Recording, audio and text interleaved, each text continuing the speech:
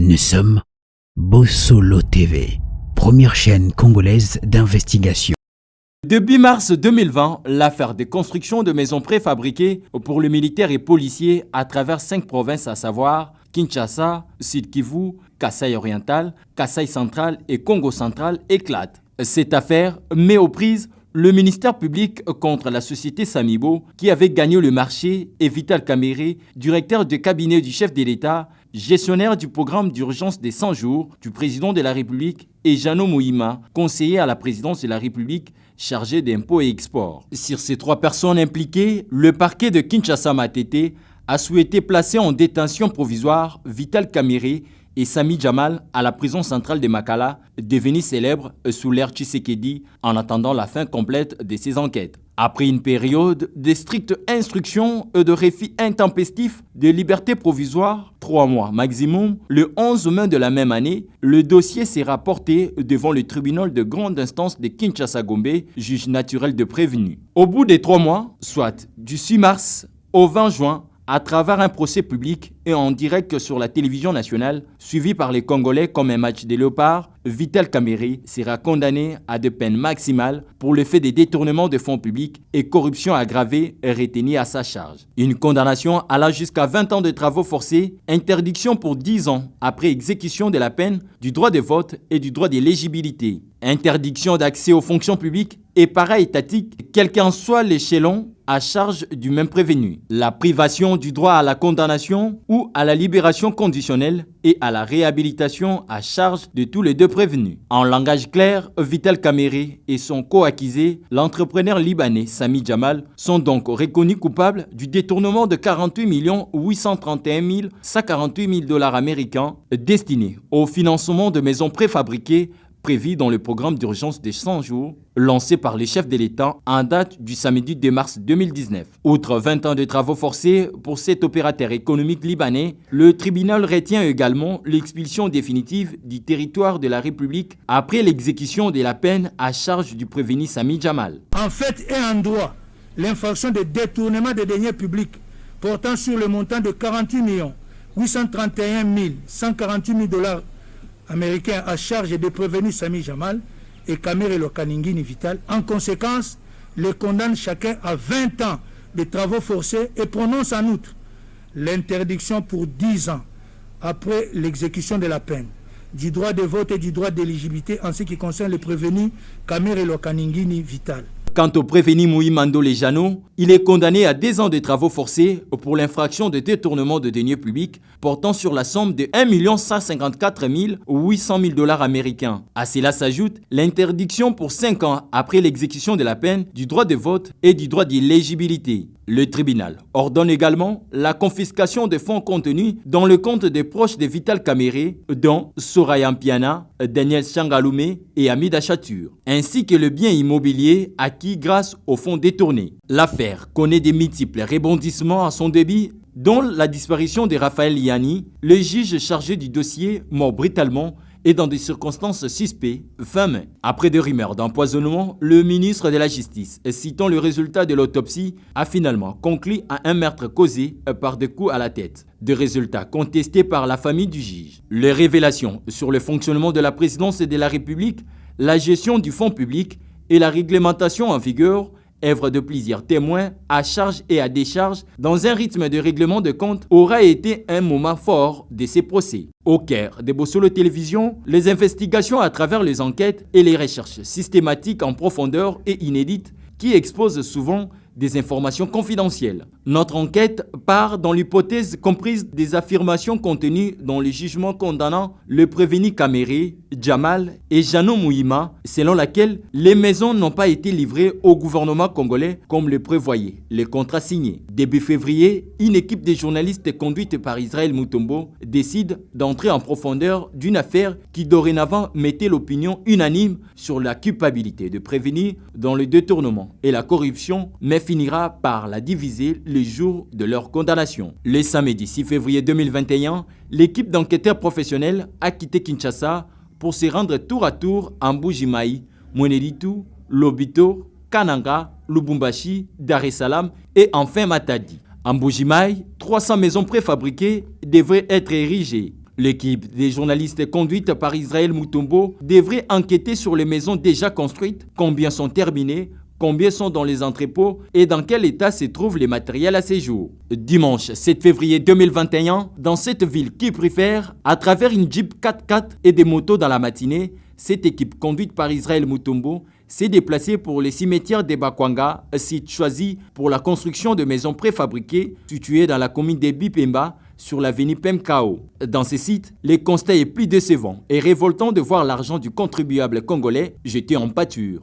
Des plaques abîmées, plusieurs cornières ruinées, les chantiers totalement abandonnés. Sur les 300 maisons prévues, 14 sont construites. Cependant, sur les 14 maisons, 3 seulement ont atteint le niveau des travaux de finissage. Ces maisons préfabriquées sont construites en 2 types, dont 8 en étage d'un seul niveau et 6 de basse classe. Abîmés, les matériels de ces autres maisons préfabriquées qui devraient être construites sont devenues irrécupérables suite à l'arrêt des travaux. Sur les 300 maisons préfabriquées, si nous prenons les 14 maisons déjà construites, en y additionnant les 16 maisons dont les matériaux de construction sont devenus irrécupérables, ça ferait 30 maisons sur 300. Il en restera donc 270 maisons qu'il faille ériger. En croire M. Modeste Badibake, représentant de l'entreprise Samibo à Mujimai, ces sites devraient occuper 300 maisons, dont 100 en hauteur et 200 autres de basse classe. Pendant le début des travaux, peu avant le procès dit des 100 jours, celles 62 maisons préfabriquées étaient déjà arrivées à Mujimai. 15 autres conteneurs sont encore à moins de 10 tours, mais M. Modeste Badibake dit ne pas connaître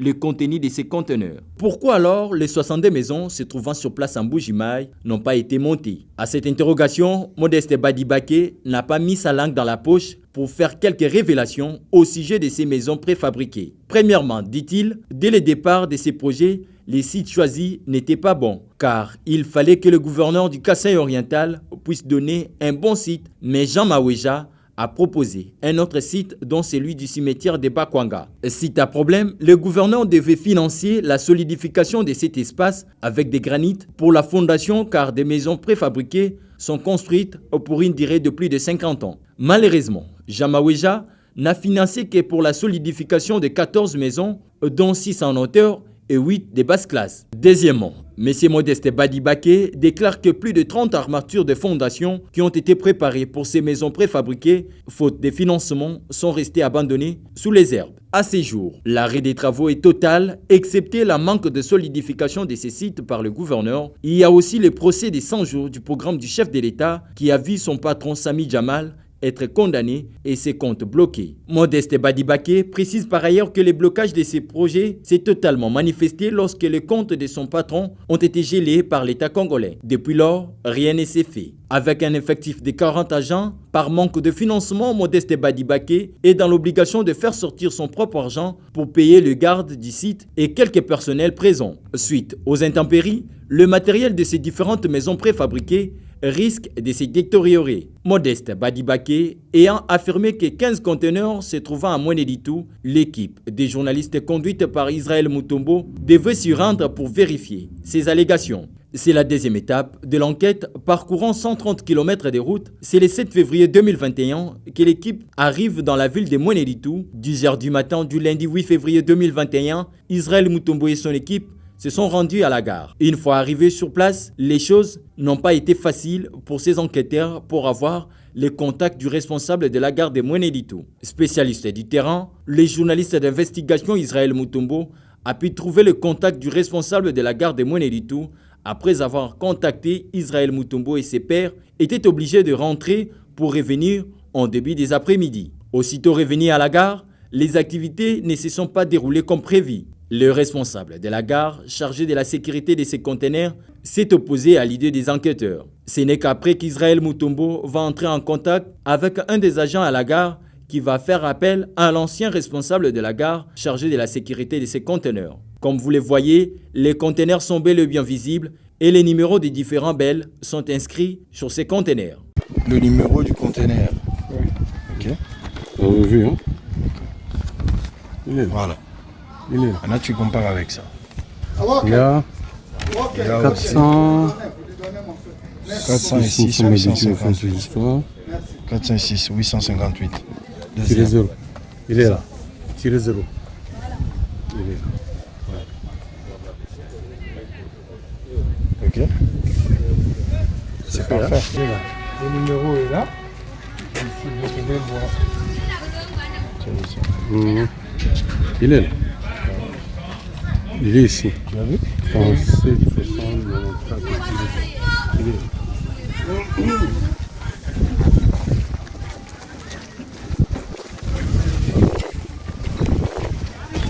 9.